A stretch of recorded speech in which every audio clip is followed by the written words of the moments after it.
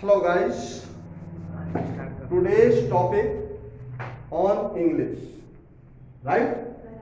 Today's topic is English. So just try to understand what is English and what is its origin. When it came in India, means अंग्रेजी की origin क्या है और भारत कब आए, is that clear? तो origin की अगर हम बात करें तो इसकी ओरिजिन है 5th century. Origin of English language 5th century, 5वीं सदी में ये भारत ये ओरिजिन हुई थी और 5वीं सदी में ही ये भारत आई थी। अब कई बार लोगों के मन में ये बात रहती है कि भाई अंग्रेज आए थे तो भारत में लोग अंग्रेजी जानने लगे। अंग्रेज कब आए हैं भारत में? 17वीं शताब्दी में। कब आए हैं? 17th सेंचुरी में। It is just because of as per the history, as per the record, East India Company कब आई थी? 1608 में। मीन्स 1608 में ईस्ट इंडिया कंपनी भारत में ट्रेड करने के उद्देश्य से आई थी, राइट? जो कि हॉकिंस के फॉर्म में आए थे। Is that clear? तो हम लोग कई बार जो है 17th सेंचुरी से इसको क्या मानते हैं? भारत में अंग्रेजों का आगमन मानते हैं, जबकि ऐसा नहीं है। भारत में अंग्रेजों का जो अराइवल्स है, आगमन है, वो कब से है? 5th सेंचुरी से। Is that clear? तो जब से अंग्रेज, मतलब जब हमारे पास किसी दूसरी भाषा का टच वाला व्यक्ति आएगा तभी से हम उसकी ओरिजिन मानेंगे। Is that clear? अब जो इसके अल्फाबेट थे, इसकी ओरिजिन का मतलब क्या होता है? उत्पत्ति। तो सबसे पहले किसी भी भाषा का जब जन्म होता है तो उसकी जब ओरिजिन होती है तो उसका अल्फाबेट अर्थात वर्णमाला ही लिखी जाती है, राइट? तो इसकी जो इंग्लिश की जो अल्फाबेट है, राइट, तो इसको लिख सकते हैं the alphabet of English language is inspired from the birds chirping. Birds chirping, जो पक्षियों के स्वर से इंस्पायर होकर के, पक्षियों के गीत से इंस्पायर होकर के इसके अल्फाबेट लिखे गए। Is that clear? अब बात करते हैं हम इसकी बेसिक कॉन्सेप्ट की। अगर तो we have 26 letters in English alphabet. अंग्रेजी भाषा में कितने होते हैं? 26 लेटर्स होते हैं। They are A to Z। ये A से Z तक हैं। 5 of them are vowels।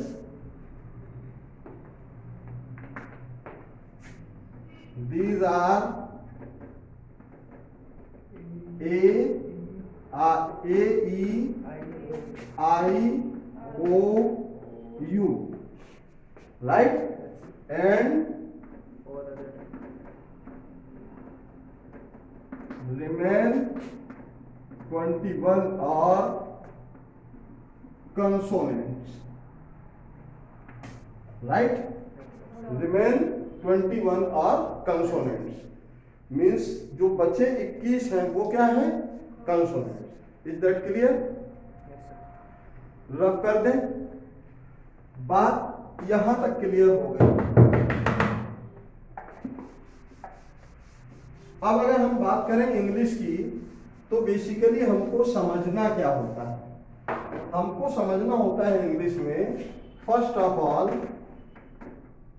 Times and tense. But times and tense को समझने से पहले जब हमें अल्फाबेट समझ में आ गए, वोवेल्स, कंसोनेंट समझ में आ गया, तो सबसे पहले हम बात करेंगे वर्ड की। What is the definition of word? Word किसे कहते हैं? वर्ड किसको कहते हैं, वर्ड की डेफिनेशन क्या है। अगर आपसे हम पूछें कि शब्द किसे कहा जाता है, तो हिंदी में आप कह दोगे दो या दो से अधिक अक्षरों के मेल को शब्द कहा जाता है। Is that clear. लेकिन अंग्रेजी में इसको हम अगर इसी चीज को इम्प्लीमेंट करें, इंग्लिश में अगर हम ये सेम डेफिनेशन लिखें तो क्या डेफिनेशन नहीं बनेगी। तो इसको हम कह सकते हैं अ कॉम्बिनेशन ऑफ टू और more than two letters is called word. A combination of two or more than two letters is called word. Means दो या दो से अधिक अक्षरों के समूह को क्या कहेंगे, शब्द कहेंगे। Is that clear. अब फॉर एग्जाम्पल्स के लिए आप देखिए, pay attention at the board, just look at me. For examples हमने लिखा BCPT। पढ़ो जरा इसको, पढ़ करके बताओ क्या लिखा है। BCPT। चूंकि एज पर द डेफिनेशन, चूंकि हमारी डेफिनेशन क्या है, अ कॉम्बिनेशन ऑफ टू और मोर देन टू लेटर्स। चलिए, चार ज्यादा हो गए, 4 letters are more over. Now हमने जो है इसमें 2 लेस कर दिए। अब BC, अब इसको पढ़ो, अभी भी नहीं पढ़ पा रहे। इट मींस जो BCPT है, इसको ये था पूरा क्या है, नॉन रीडेबल। जिस चीज को हम पढ़ नहीं सकते हैं तो वो वर्ड नहीं हो सकता है। तो it means this is not word. अगर ये वर्ड नहीं है तो it means this is not definition. ये डेफिनेशन भी नहीं, वर्ड की डेफिनेशन ये नहीं हो सकती है, जहां पर क्या ना हो, जो हम पढ़ नहीं सकते हैं, जिसको हम समझ नहीं सकते हैं, जिसको हम प्रॉपर बोल नहीं सकते हैं। Means the terms which we can not read, which we can't read, which we can't understand, which we can't spoke. It means that group, that term could not be word. It means given definition is also wrong. Is that clear? Yes. So what will be correct definition, correct word? So just try to understand this definition is wrong. Now I am going to give you a right definition. Here we can write a particular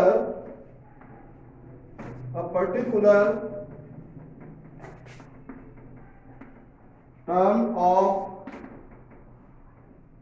vowels and consonant which makes a sense is called word. Here the definition of word is a particular term of vowels and consonants which makes a sense is called word. Means स्वर और व्यंजन का एक ऐसा समूह, एक ऐसा संबंध। पर्टिकुलर टर्म्स का मतलब क्या है, एक विशेष संबंध। मीन्स स्वर और व्यंजन का विशेष संबंध जिसका अर्थ निकलता हो। विच मेक अ सेंस, विच से समथिंग, जो कुछ कहता हो, जिसकी कोई मीनिंग निकलती हो, ऐसे टर्म को हम क्या कहेंगे, वर्ड कहेंगे। Is that clear? For example RIWRITE, right. RIGHT, right, go, read, etcetera, ये सारे वर्ड्स, ये सारे टर्म्स को हम क्या कर सकते हैं? We can read them, we can understand them, we can speak them, these all these terms, so these are the examples of word. Is that clear? So it is correct definition of word. Now I am going to explain next term, sentence.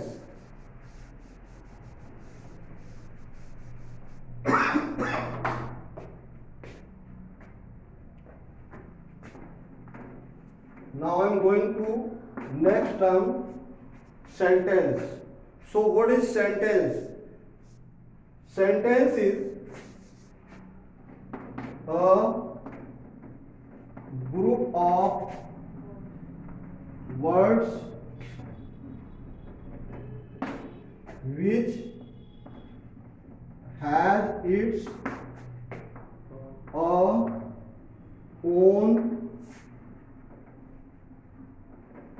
subject and a predicate